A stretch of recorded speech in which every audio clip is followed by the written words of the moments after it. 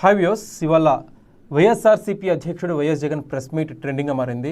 అయితే ఈ ప్రెస్ మీట్లో వైఎస్ జగన్ వివిధ అంశాల గురించి ప్రస్తావించారు. ఏపీ గవర్నమెంట్ ఇంప్లిమెంట్ చేయాల్సిన స్కీమ్స్ గురించి, ఫ్రీ బస్ స్కీమ్ గురించి, ఇతరతర స్కీమ్స్ గురించి వైఎస్ జగన్ గవర్నమెంట్ని నిలదీసే ప్రయత్నం చేశారు. అయితే అన్నిట్లోకి హైలైట్ అయిన విషయం ఏంటంటే, జగన్ ప్రెస్ మీట్ ఆఖరిలో పవన్ కళ్యాణ్పై చేసిన విమర్శలు బాగా హైలైట్ అయ్యాయి. ఒక విలేకరి గతంలో వైఎస్ఆర్సీపీ అధ్యక్షుడు జగన్ ప్రతిపక్ష హోదా అడిగితే దానికి పవన్ కళ్యాణ్ ఏమన్నారంటే, వైఎస్ఆర్సీపీ అధ్యక్షుడు జగన్ జర్మనీ వెళ్తే ప్రతిపక్ష హోదా ఖచ్చితంగా వస్తుందని చెప్పి పవన్ కళ్యాణ్ కామెంట్ చేశారు.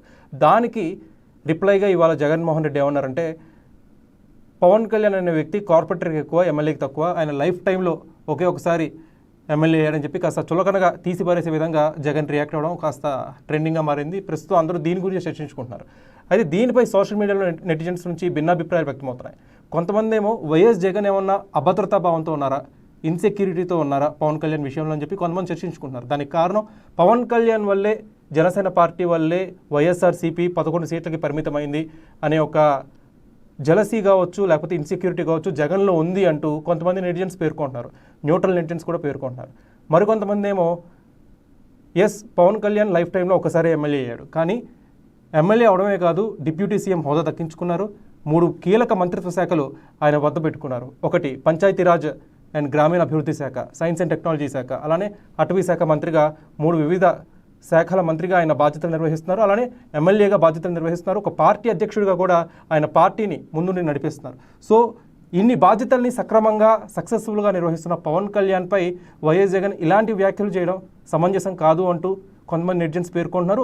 అంతేకాదు, పవన్ కళ్యాణ్ మంత్రిత్వ శాఖ చేపట్టిన చాలా తక్కువ కాలంలోనే ఆయన చేసిన అభివృద్ధికి గాను గిన్నీస్ వరల్డ్ రికార్డు కూడా ఎక్కారు. సో ఇదందరూ కూడా గమనించాల్సిన విషయం. సో ఎవరైనా కానీ ఏ శాఖన కేటాయించవచ్చు, ఏ శాఖనా కానీ బాధ్యతలు నిర్వహించవచ్చు, కానీ కేవలం ఇంత తక్కువ కాలంలోనే ఒక గిన్నీస్ వరల్డ్ రికార్డ్ ఎక్కడం అంటే మామూలు విషయం కాదు. ఏ స్థాయిలో అభివృద్ధి జరిగిందనేది కూడా ఇక్కడ అందరూ గమనిస్తున్నారు. గతంలో వైఎస్సీపీ హయాంలో కంటే ఇప్పుడు రోడ్లన్నీ కూడా మెరుగుపడ్డాయనే వాదన కూడా సోషల్ మీడియాలో వ్యక్తమవుతుంది. అంతేకాదు, వివిధ పాలసీల విషయంలో కావచ్చు, తిరుమల ఘటన తర్వాత పవన్ కళ్యాణ్ చేసిన రియాక్షన్స్ కావచ్చు, ఆయన క్షమాపణ చెప్పిన విధానం కావచ్చు, ప్రతి విషయంలో కూడా పవన్ కళ్యాణ్ వ్యవహార శైలిపై, అంతేకాదు హిందూ ధర్మం గురించి ఆయన మాట్లాడుతున్నవన్నీ కూడా ప్రతి విషయం ప్రజలు గమనిస్తూనే ఉన్నారు.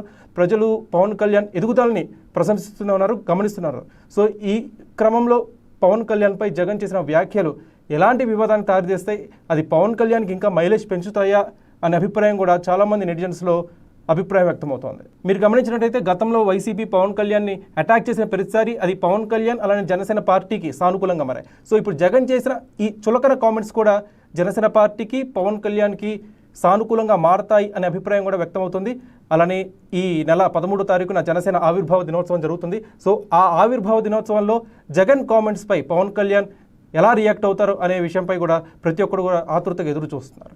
ఈ కామెంట్స్పై, జగన్ చేసిన ఈ కామెంట్స్పై మీ అభిప్రాయం ఏంటి, మీరేమనుకుంటున్నారు? కామెంట్ సెక్షన్లో పంచుకోండి.